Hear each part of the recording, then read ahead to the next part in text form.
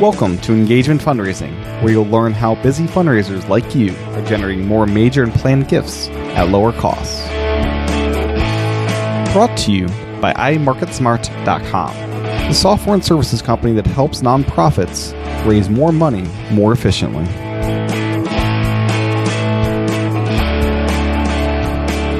Christmas Carol, exactly. He changed. That's the whole story. He became more philanthropic because he saw that his headstone said that here lies Ebenezer Scrooge, died a miser and alone.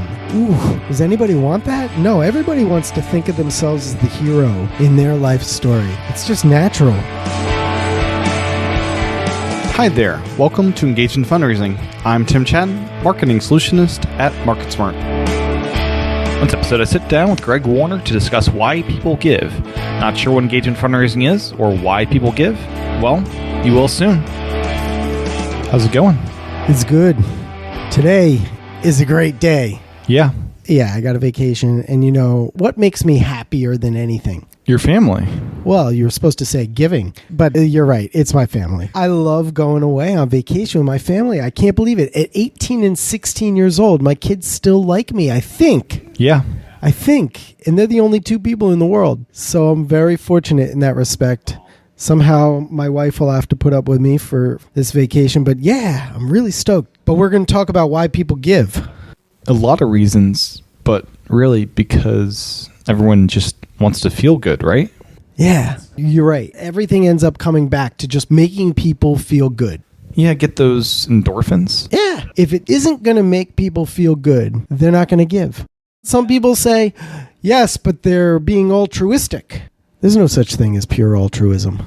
Because if you feel good, is it really altruism? You're not altruistic. Yeah. The only person who's truly altruistic in their giving is like someone who gets robbed. Yeah, you don't feel good getting robbed. That's what I'm saying. They don't feel good. They're just giving. All right, so let's talk about what makes people feel good. So first of all, whenever I think about this, I always think about Oprah Winfrey. And you're going to be like, huh? Why? Do you have any idea why? No. I know she's a philanthropist. She is a philanthropist, right? There's a video somewhere on YouTube. Type in Oprah Winfrey and philanthropy. I bet you'll find when she was giving a speech, she was interviewed by somebody, I think it was like Forbes, and they were interviewing her about her philanthropy, and she describes the story, first of all, of how poor she grew up. And then there was a year when she was a little kid, and her mom said there'd be no Christmas that year, no presents whatsoever. And then she remembers that some people came knocking on the door, and they had several baskets, I think, filled with food and toys for her family, her poor family in her poor neighborhood. And she didn't know these people, but they came and they gave to her and her family, and they made Christmas that year for her. Yeah. And she remembers that Christmas many years later just because of how meaningful that really was to her. Right. It was huge for her. And now she's made it. I think she's like the richest self-made businesswoman ever. It's fantastic. So she tells in that video how she always wanted to give back because people gave to her. But then she went through fits and starts in giving. She felt like she was failing at it. She wasn't doing it very well. And this is an interesting point, by the way, is that the most brilliant, most successful people in the world who are multimillionaires or even billionaires, most of them do not know how to give money away. Yeah, because where are you going to be most effective giving away your money? It's really a hard job. I think Andrew Carnegie said that earning money was the easy part. Giving away was really where it got tricky for him. Pretty much. Something like that. They know all about accumulating. They don't know about distributing it. And distributing it's really hard. I think the Gates Foundation has like 1,000 people working for them. Yeah. Yeah. So Oprah tried giving money, giving cars, doing this, doing that, but it just wasn't working for her. And then she went to stay with Nelson Mandela and they became friends. She visited, they became friends. It's wonderful. Yeah. And she decided when she was with him in Africa that she would give back to young children in the way that people gave to her. And to her, that would make her feel best. So she told him that she thought she'd like to build a school in Africa. And fortunately for her, well, it's Nelson Mandela. He says, well, that's interesting. I know the Minister of Education. I'll just set you up. Let's go. Right? And she felt good. So think about it this way. There's different components that come together that help people realize how they want to be philanthropists. And going back to their childhood and their life story is going to make a huge impact in what direction they ultimately go with their philanthropy life. Yeah. In fact, primary in that is your life story. An individual's life story is foundational to how they're going to give back. Emotions are another component. Biology is another component. Biology? Male or female? Sounds weird, right? Well, there's some evidence that females are more giving than men. Some. Maybe biology isn't the best word for it, but the fact that your brain releases certain chemicals when you give or do good or even think about giving or advocating or contributing or making an impact. So let's say that those chemicals and... Endorphins? Yeah. Let's say that's biology. It is biology. Influencers are another component. It could be your mentor. Look at me with the SCORE Foundation. I have 2 mentors at the SCORE Foundation. They're free. I love the SCORE Foundation. It was started by the Small Business Administration. For those of you listening who don't know what it is, it's the Service Corps of retired executives. 16,000 retired CEOs all across America who are willing to help young CEOs succeed. It's unbelievable. Rather than playing golf all day, what do? They want to help people like me, right? So where do I give? Give back to them because they helped you. Yeah. Well, not to those guys. They're all millionaires, but they're retired. But I give to the SCORE Foundation because that's a nonprofit and they need computers and all kinds of things to help provide for that. It could be certain needs or desires to make change in the world, to make an impact politically, perhaps. Another component is going to be where people are in the consideration continuum. And then you throw into that a valuable proposition. So think about this. Oprah decides she wants to give back. She wants to build a school. So where is she in the consideration continuum? At the decision stage, right? Her desire is high. She's looking for a way to execute. And then Nelson Mandela provides for her a value proposition. Money for some type of value. If you'll give, we'll build a school. In fact, I'll get the Minister of Education, right? And the last component is really a facilitator, which was Nelson Mandela or the Minister of Education. So those are the components, but those aren't the reasons why people give. What's got to be on the field in order to play the game? Now, having said all that, why do people give? So many reasons. So many reasons. It all comes back to whether or not they feel good, but it could be because of religion. Sure, yeah, that 10% tithe or whatever you do for your church or religion. Mm-hmm. It could be because of a sense of community. They feel like they're closer to their community, their tribe, if you will, by giving, even if that's their university. Yeah, Patreon's a great example of this, where content creators can create little communities around themselves that enable their fans to support and fund their work so they can make a career out of making things their supporters love. And you feel good supporting this person that now gets to have their dream job because of you and this community they built around themselves. And that makes you feel good. Yeah, it really does. Some people, though, they give just because they want to be more famous. I always wonder about the people who give and then they promote it, Yeah, put their name on the building, that kind of thing. Yeah, it's either that or sometimes you'll hear about some music artist who's giving lots of turkeys away on Thanksgiving. Sure, to make their personal brand associated with doing good things and being a good person. Yeah, I used to do this. I haven't done it in probably 10 years, so now I'm going to feel guilty that I haven't done it. But I used to take a turkey down to the Central Union Mission every year. Nice. On the day before Thanksgiving, everybody left work early. So I would always go get a turkey and I would go bring it there.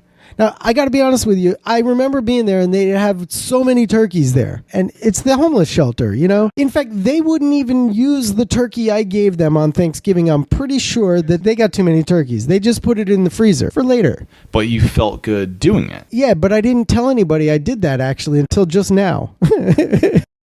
So, by the way, even if I told anybody that I bought one turkey, it wouldn't make me famous. But there are celebrities that'll really prop up what they're doing. Is Bono one of those? I kind of feel like Bono is one of those. I don't know what exactly he achieves, so I'm certainly not going to be critical. Yeah, I know he's fighting AIDS and that's his cause he supports. Yeah, that's cool. Maybe I'm overly cynical at this point, but he does seem to promote what he does a lot. Yeah, the reasons for doing it can be hard to say. Yeah. Some may even know him from that first and his music as a secondary thing. Yeah. Kind of like how Bill Gates to some is known more for his foundation now, more so than his work at Microsoft. Look, one of the most philanthropic celebrities was Bill Cosby. Things that make you say, interesting. Maybe he still is. I don't know. I think people return his money now. Fascinating. Sometimes notoriety is what makes people feel good. So let's see. More reasons why people give. I think Oprah was a perfect example. She's trying to give back. That's why the folks at SCORE are always helping me out. It's nice. They just want to repay society. Someone must have helped them along the way. The tax system. What's the setup like? Any way to give away so much you can get out of paying taxes? No, you can't actually give so much that you earn more money. Yeah, I wasn't sure what kind of loopholes are in there. You can reduce your taxes, though. I'm no CPA, but the tax system has been set up to incentivize people. I've seen some research that says that without the tax system incentivizing people, we would lose quite a lot of money. I'm not sure I believe. I've seen all that research, and I've got to be honest with you, I'm not sure I really believe it all. It seems like a lot of noodling of numbers to make sure to come up with the right answer. But I think that, frankly, if society and nonprofits worked on how to make donors feel good, if we really upped our game, we would end up getting a lot more from philanthropists than we would with the government tax incentives. I believe that. Agreed. It'd just be a side bonus they'd get. Yeah, it's a bonus. Now, some people, it allays their guilt. Let's suppose they hurt somebody. Ran over somebody when they were drunk, and now they give to nonprofits that help those kind of victims, maybe. Ooh, yeah, that could be. It's also that people really want to see themselves as the hero of their own life story. Nobody, especially when they get older, wants to come to the near end of their life and look back on their life and look at an old picture of themselves and say, boy, was I an asshole. Like the Christmas Carol with Ebenezer Scrooge. Christmas Carol, exactly. He changed. That's the whole story. He became more philanthropic because he saw that his headstone said that here lies Ebenezer Scrooge, died a miser and alone. Ooh, does anybody want that? No, everybody wants to think of themselves as the hero in their life story. It's just natural. How about the pursuit of meaning? I came up with a slogan. You know, I used to write slogans for businesses back in the old ad agency days, when this was really supposed to be a marketing firm and agency for private companies. So when my kids were born, I thought, well, I got to create a slogan. It's the daddy slogan. Did you know that? I did not. Really fascinating, of course, because I'm a hero in my own life story, apparently. So I thought, okay, if I'm going to come up with my own slogan, what's it going to be? I could imagine them coming up to me when they're older and saying, Dad, what is the meaning of life? That's a tricky question. Right? At some point, we all ask that question, right? And I thought the meaning of life is simply to have a meaningful life. Yeah, that's pretty deep. Pretty deep, right? So that became my slogan for my kids. That's what I want you to remember me by. So I don't care what you do. Just have a meaningful life. So what that brings me to is that I think that people who have the means want to find meaning in their lives by giving. Whether it's mentoring someone like the fellas at SCORE that I work with, or it's giving money, or it's building that wing of the hospital, or supporting the troops, or something like that. It's because it makes people feel that they have found meaning and that they are in pursuit of finding meaning in their lives. This episode is brought to you by us here at iMarketSmart.com. Learn about a free downloadable ebook in this quick break. Dr. Russell James knows why people give more than almost anyone out there. Download the free ebook, Inside the Mind of the Planned Giving Donor, to learn what he knows. Go to iMarketSmart.com/InsideTheMind to download your copy right now. The free ebook includes groundbreaking research on brain neuroimaging and its impact on planned giving marketing. Learn why traditional fundraising methods don't work for planned gifts, which emotions and areas of the brain are triggered by planned gift solicitations, how to use these emotions to market planned gifts, how to overcome objections to planned gift solicitations, and much more. Get your copy by going to iMarketSmart.com/InsideTheMind. That's www.iMarketSmart.com/InsideTheMind. We're missing some big ones, I think. Yeah, what did we leave out? Memorialization, honorariums. I can't believe I almost forgot. Those are huge, right? Yeah. Well, think about it this way. So my mom died of cancer. My dad died of heart disease. My wife, thank goodness, is still alive, but she has diabetes. So when I give to a diabetes cause, it's in honor of my wife. When I give to a cancer cause, it's in honor of my mother. When I give to a heart disease cause, it's in honor of my father. I'm no different than everybody else. Remember, we started on this with the life story. Everybody's got that life story, and how it entwines with the charity is what makes people give. There's one more, I think. Unless I'm forgetting any others, I think people give because they want to live forever. You can't take your money with you. If you use it in a good way, you'll be much more at peace in the end. Think about it. If you leave a legacy gift in some way, that distribution of what you had goes on just like ashes to ashes, dust to dust. It goes on into everything else. It'll be used to build something. It'll be used to educate someone. The person who gets educated then has children and educates them. And then it goes on and on and on. And through that giving, they live forever. All in service of feeling good. It's really beautiful. I think legacy giving is the most beautiful of all. And almost anybody can do it as long as they have something. And you know what's really cool is that so many of them do it anonymously. They never tell the charity. So when they do make that decision, and let's suppose it's just by changing a beneficiary designation on their bank account to give what's left in the bank to the charity, right? Now, they know that they did it. And every time they see something from that charity or think about the fact that they made those plans, they feel good every time, very quietly and silently. It's beautiful. Good stuff. I'm going on vacation. Yay. Have fun. Thanks.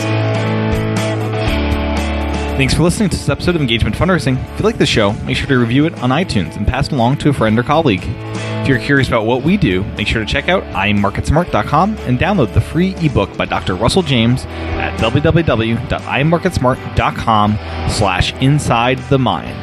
That's iMarketSmart.com/InsideTheMind. We'll be back next Thursday for another episode of Engagement Fundraising. Thanks for listening.